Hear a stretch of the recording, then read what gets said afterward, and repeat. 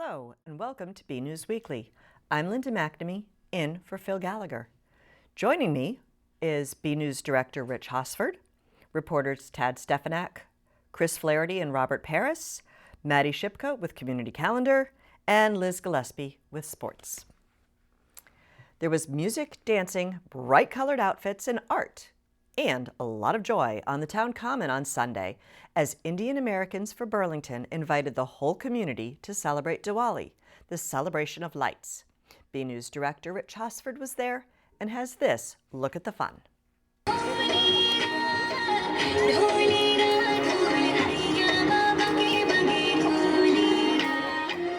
The Burlington Town Common was full of music, dancing, eating, laughing, and a myriad of bright colors on Sunday for the Indian Americans for Burlington's annual Diwali celebration. The event drew a large crowd, including many families, and everyone seemed to be enjoying all it had to offer. So Diwali, it's a very big festival in India. It's celebrated across every state in India. It's like the Christmas of India.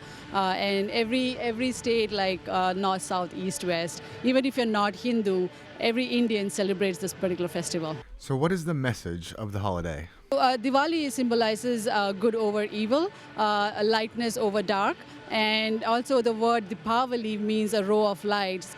So it means the festival of lights. It's basically to help the good over evil. This is the third year that Indian Americans for Burlington held the celebration on the town common where all could attend. Diwali is a significant holiday for the Indian community, and they delight in sharing it with the rest of the Burlington community. Well, we started this organization, Indian Americans for Burlington, and it was small, but due to this festival, we have tried and we have seen a lot of other, besides Indian, they are coming together here, and everybody is enjoying here. Beautiful, and we are very happy, and we always invite everybody. Everybody is welcome here. So the first is we have such a beautiful common in Burlington. We have a beautiful garden, we have a beautiful Simon Park, and I love my town. And I think this gives a good opportunity to bring all the audience, all the people in and around Burlington to come and see, so that we can share and give a glimpse of our Indian culture. They can taste the food, they can see all the cultural dance program. This year we had exhibitions representing all the Indian states. So it's basically giving a little bit of a glimpse of what Indian culture is. Many local officials attended the event. Those we spoke to talked about how much they enjoyed the celebration and how important it is for the town to be supportive of all groups. It's an important event that celebrates the Indian culture here in Burlington. About 12% of our residents are here from families that came from India, and it's great to see the families take pride in their culture and educate each other and us and those that don't share that culture about what their traditions are, what their history is, and again the pride that they take in sharing that with us. Well, let me tell you, the thoughts on this are incredible. This town is so good. We came in last year and we did the same they had the same event here, and it was incredible with the amount of people they had. They're friendly, they're nice, the colors are incredible, and we're just fortunate enough to have this common in town so that people can use it for this specific reason. Much can you ask for a town? It's just very diversified, very nice. Well, the town common is always known as the meeting place, and this is our meeting place. And not just just the Indian Association of Burlington, but we have many groups on the common, and we hold a lot of town events on the common. It's our meeting place, it's their meeting place, so we all meet here and celebrate, have fun, eat, drink, dance. I'm not going to do the dancing, but some people can dance, but it's just great having everybody out here. From the Burlington Town Common, I'm BNews Director Rich Hosford saying Happy Diwali.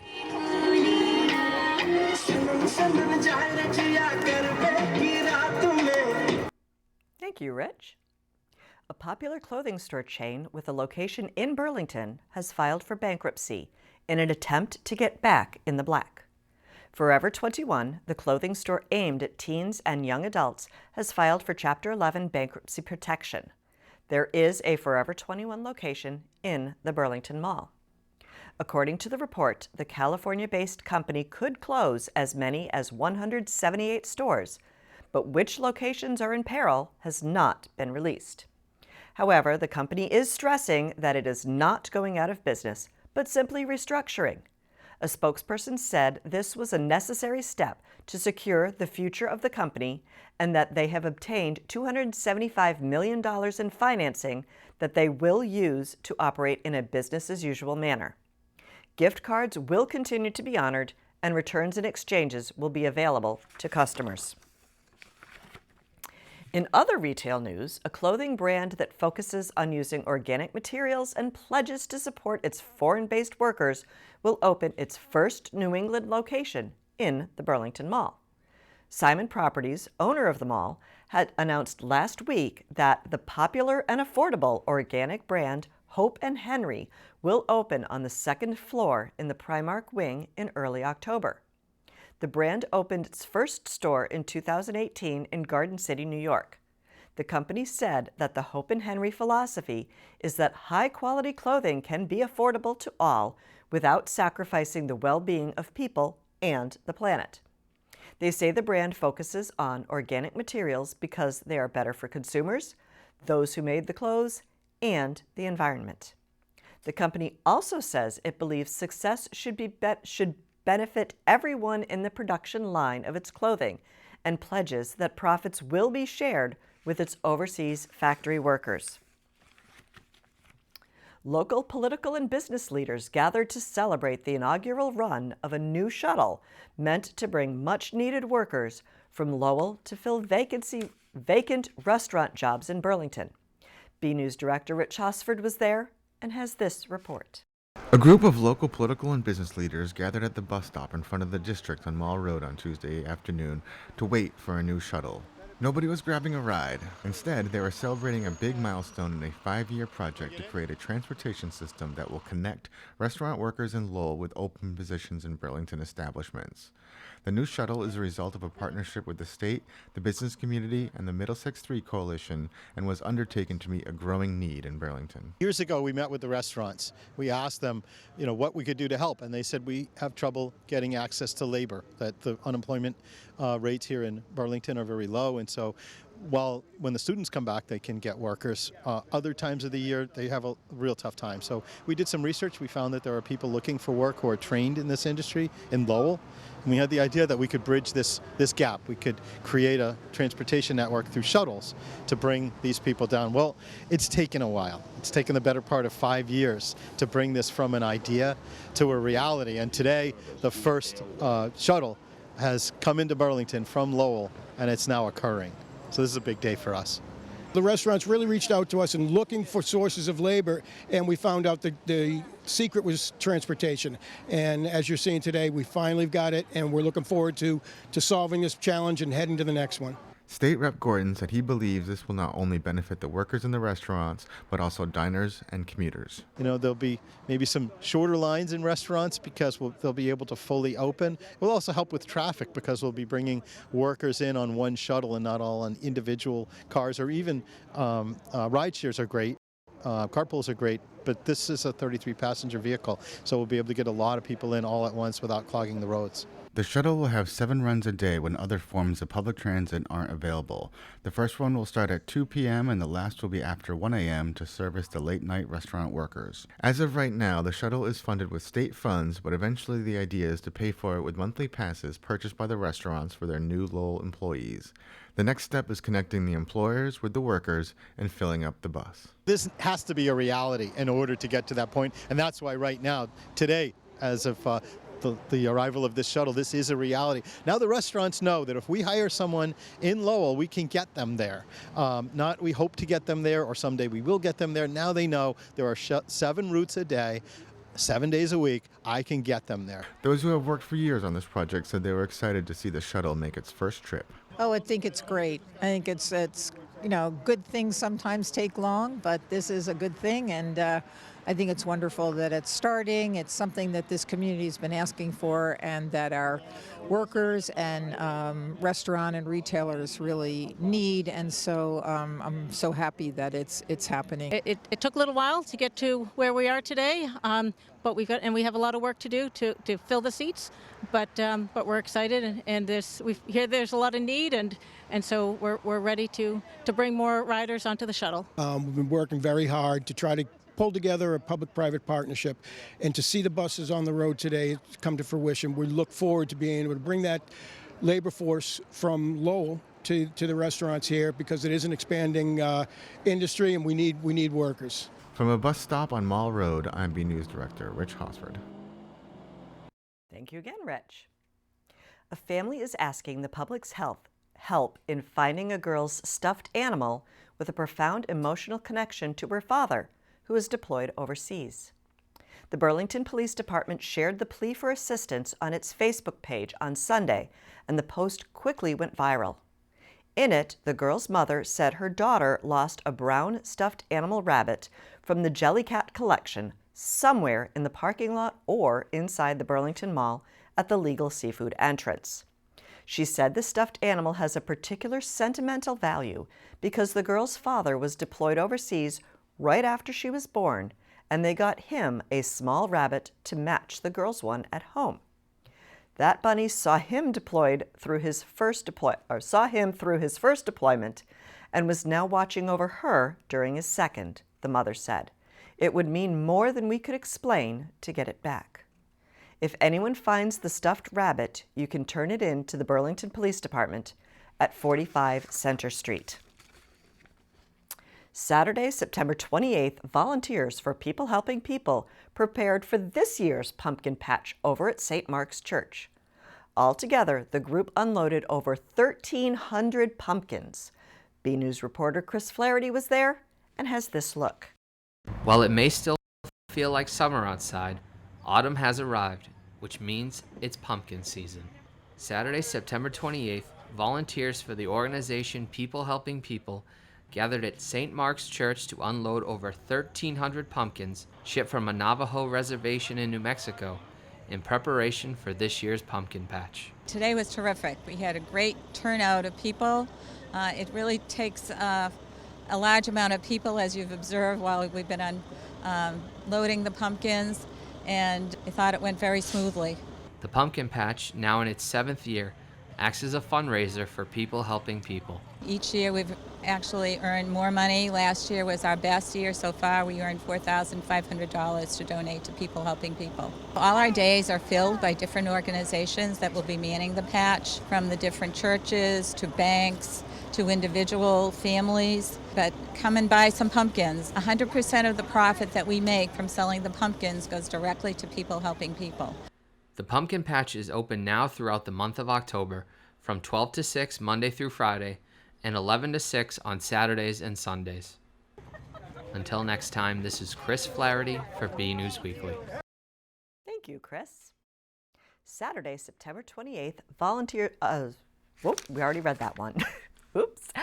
This is the opportunity for a Burlington resident to step up and serve the community by applying for an open position on one of the town's important boards.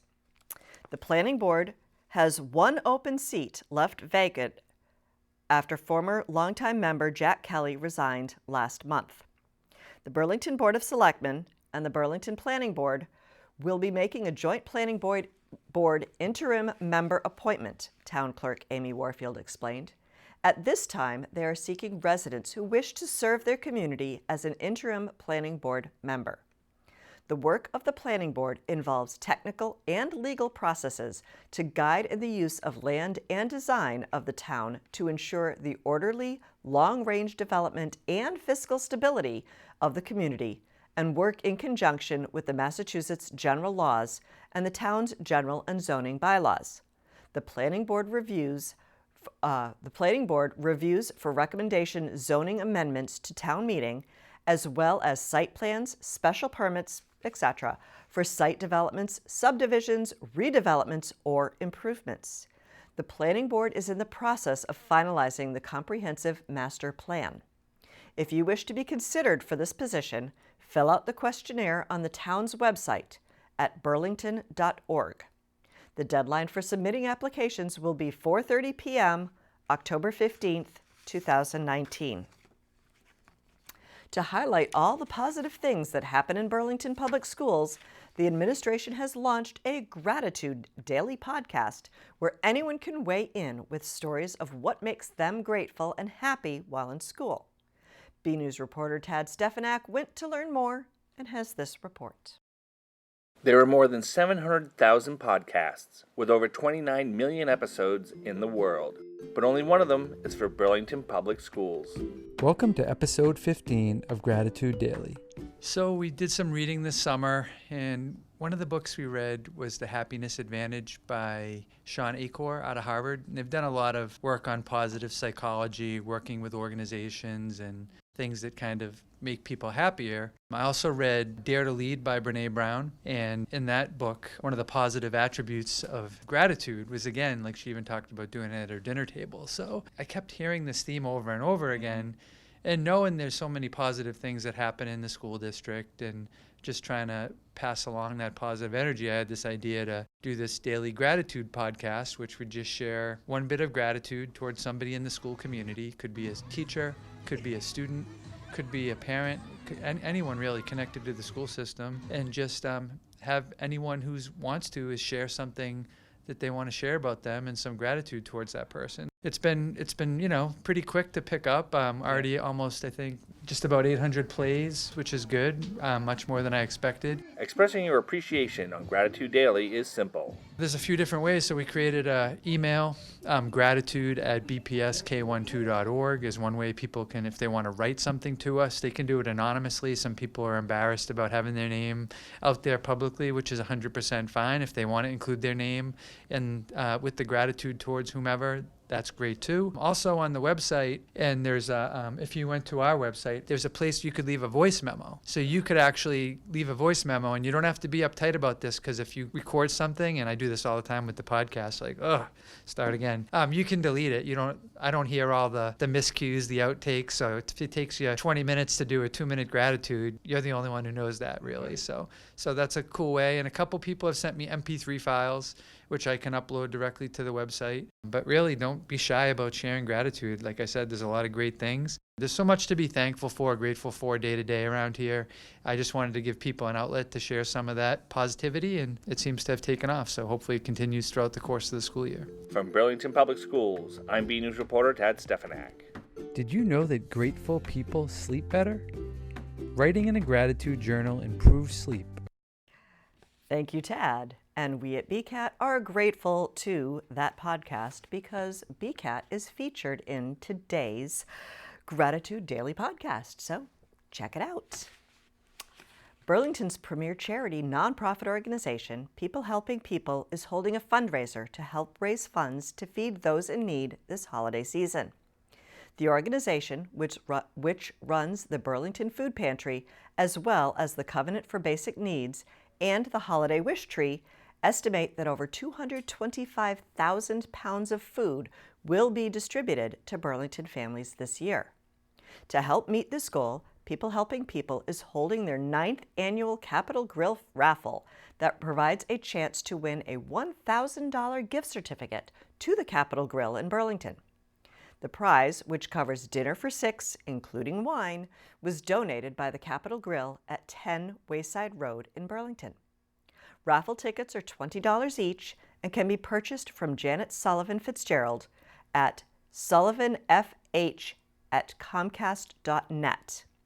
The tickets will be sold throughout October, November, and December. The drawing will be the first week of January. A large number of children jumped on bikes for a good cause this past weekend. The Pan Mass Challenge is an effort by bicycle riders, volunteers, sponsors, and donors who support the mission of raising money for the Dana-Farber Cancer Institute. Burlington residents Christine Steiner and her husband Jason spearheaded PMC's charge of raising funds by organizing a Burlington PMC Kids Ride that took place Sunday, September 29th in the district. Jason was inspired to ride the PMC in 2017 for their youngest of 4 children who was diagnosed with leukemia at 2 years old. Christine said they had such an amazing weekend at the event, they wanted to get more involved with the organization. Her kids really wanted to ride, but not being of age, they signed them up for one of the PMC Kids Rides, and from that effort decided to have a PMC Kids Ride here in Burlington. When the registrations started to come in, they were more than what the organizers had imagined. They said they expected to get 75 to 100 kids and to raise around $30,000. Instead, they had over 250 kids participate, and as of Wednesday had raised over $89,000. They said they will definitely hold the event again next year, and we will promote it on BCAT, so keep an eye out. Peter Brown is out this week, but Chris Flaherty has your 7-day forecast. We'll take a look at that and also check out the community calendar with Maddie Shipka to see what's happening around Burlington. Hey everyone, this is Chris Flaherty filling in for BNEWS meteorologist Peter Brown, who is out this week. Let's take a look at our 7-day forecast. I do have to say a mix of sun and rain is expected for next week. On Friday, we'll have partly cloudy skies with temps in the low 60s. Saturday will bring sunny skies with temps in the low 60s once again, so if you're heading out to Parks and Recreation's Trucktober event on the town common, you'll have a nice day for that. Sunday will bring a gloomy day as cloudy skies roll into the Burlington area and temps in the upper 60s. Monday and Tuesday will be rainy ones with temps in the low to mid 60s. Wednesday will be mostly sunny with temps in the mid 60s. And finally, Thursday we'll have sunny skies and temps in the mid 60s. That is all for your weekly forecast. I'm Chris Flaherty, saying as Peter Brown always does, get out and enjoy the weather.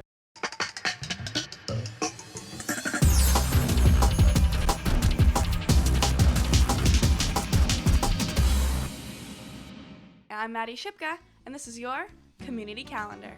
Enjoy one of America's oldest fairs. On October 4th through the 14th, the annual Topsfield Fair will be taking place in Topsfield, Massachusetts. There'll be live shows, music performances, games, rides, and more. Everyone is welcome. For more information, visit topsfieldfair.org. Come and show your support for a great cause.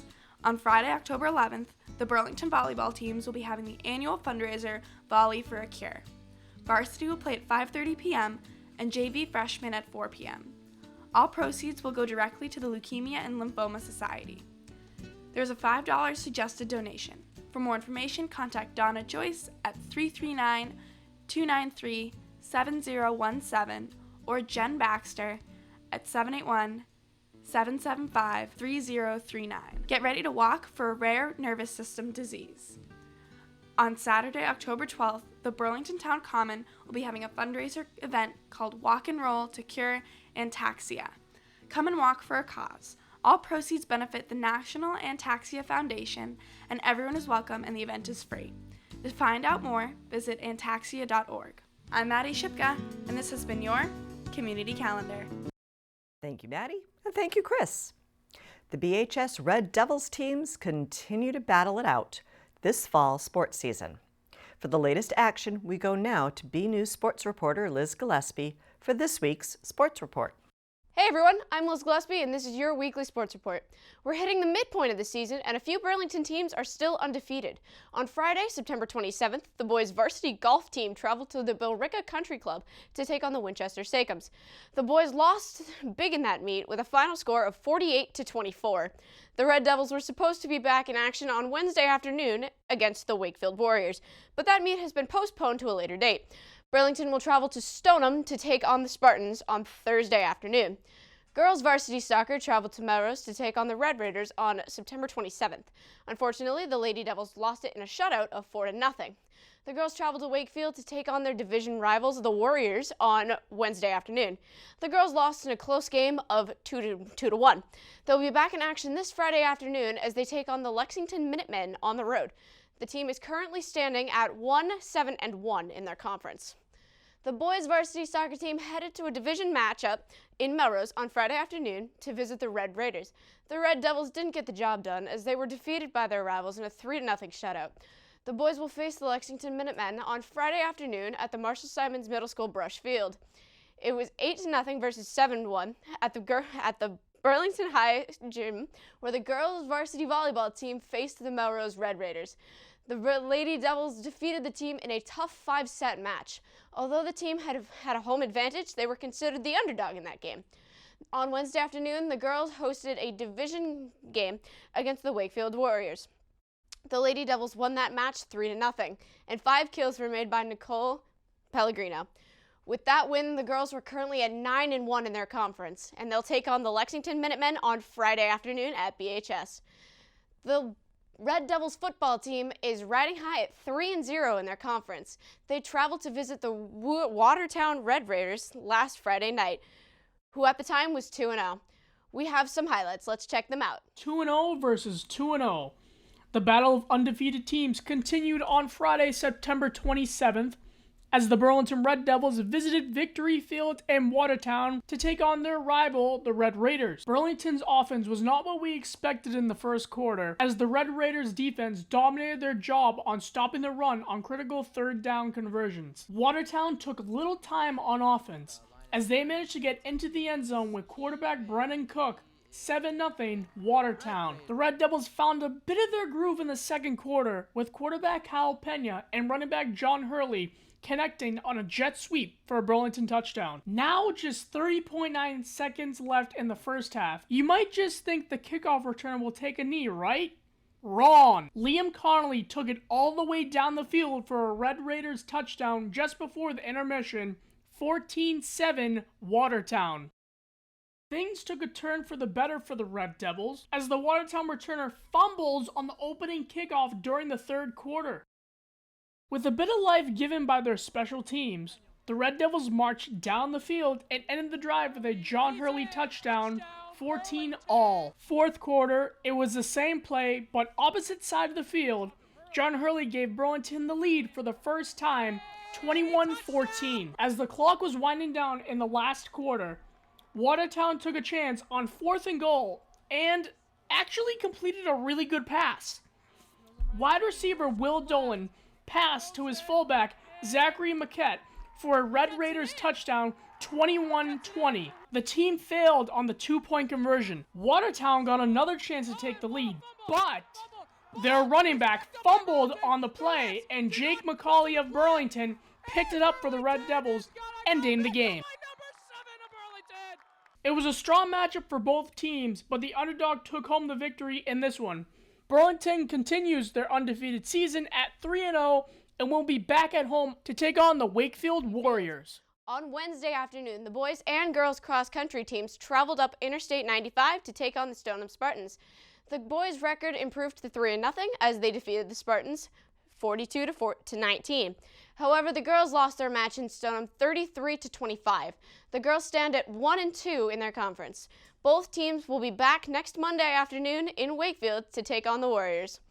Lady Devils field hockey had a very tough matchup on home on Wednesday as they faced the Lexington Minutemen. We have some highlights. Let's check those out as well. The rain didn't hold up at Varsity Field on Wednesday afternoon. The Minutemen definitely came to play as they managed to get 3 goals during the first half. Burlington got a score late in the first by Grace Calandrella, assisted by Morgan Arrigo. During the second half, the Minutemen answered again with another 5 points. The final score in this one was 8-1 Lexington. The team moved to 3-5-1 on the season and will be on the road Friday afternoon to take on the Arlington Spy Ponders. And that's all for your weekly sports report. I'm Liz Gillespie. Back to you guys in the studio. Thank you, Liz, and thank you, Robert. One more sports item. The Burlington Patriots Pop Warner Football is giving future Red Devils and possibly New England Patriots players the basics they need to play well and play safely. BNews sports reporter Robert Paris went to learn more about this program and has this look. The future of football starts now. This week I headed down to the Marshall Simons Middle School to get an inside look about what's happening with the Burlington Pop Warner football team. So this year we have 3 teams. We have a 12U team, we have a 10U team, and an 8U team. We have there's about 55 to 60 kids in the program currently. This year Pop Warner changed the way they operate. So they used to they would go by letter level. So it'd be E, D, C, B, A, that kind of thing. This year they did grade level, similar to lacrosse, baseball, other sports, whereas this year you play with your grade group, you stay together, versus years past where sometimes you would move up because if you were a little bigger and everything else. So 3 teams, about 60 kids, so we're what you would consider an undersized group. During this past spring, Massachusetts lawmakers were going to consider banning tackle football until 7th grade. However, this bill has not been passed in the Commonwealth. Personal belief, I believe it's a parent's choice. If a kid wants to play tackle football, he should be allowed to play tackle football. The way things have changed over the years when it comes to safety-wise, it's night and day from 20 years ago. I mean, it really is. USA Football has implemented player safety coaches, safety classes for all the coaches. We all certified through USA Football. The course takes about 4.5 hours. It goes through everything from concussion protocols, proper tackling techniques. So if you were brand new, you never played this game, you could come in and coach it the correct way. Sundays are not only for the NFL, they're also for Pop Warner. So we play every Sunday. We play at the high school. So, we play at the varsity field, same as the high school does. We play our home games there. We play 4 home games and play 4 away games. So far this season, we've had 3 home games. So the next couple weeks, we'll be on the road. I had a chance to speak with one of the players from the team. I'm a linebacker, so I make the plays that come to the second level. We want to win, and I just like hitting. Lastly, there is no I in team, especially when playing the game of football. The kids really grow teamwork. From the coaching perspective, it's just an awesome coaching. I coach other sports, and this is probably the most demanding coaching because you're here 4 nights a week. You're with these kids all the time, so you grow a bond with all of them, and it's very gratifying to see them kind of grow. And I've had some kids since they were 7. Now they're 12, 13 years old, and they're almost on their way to the high school. So it's going to be neat to see them kind of go up and get to Coach McKay and his team and watch them go on and hopefully win a state title one day. From the Marshall Simonson Middle School Brush Field, I'm Robert Paris for BNEWS Weekly. Thank you, Robert. Another week, another photo to highlight. This week's photo shows a hungry bird of prey. It was sent in by Paul McNamee and features a Cooper's hawk perched in a bush. Paul says the hawk had just attempted to flush out some prey from a nearby bush, but had missed it in its efforts to hunt a fresh lunch. He said he took the photo after the hawk had resettled, perhaps to try again at a meal. Thanks for the photo, Paul. We'd like to see your photos. They could be of something you see around town, the weather outside your own door, or even photos of your family members and pets, whatever you think is interesting and would like to share. Email your photos to bcat@bcattv.org with the subject line, Photo of the Week. Well, that's it for this week's edition of BNEWS Weekly. I'm Linda McNamee. Have a wonderful weekend, and I'll see you around town. Good night.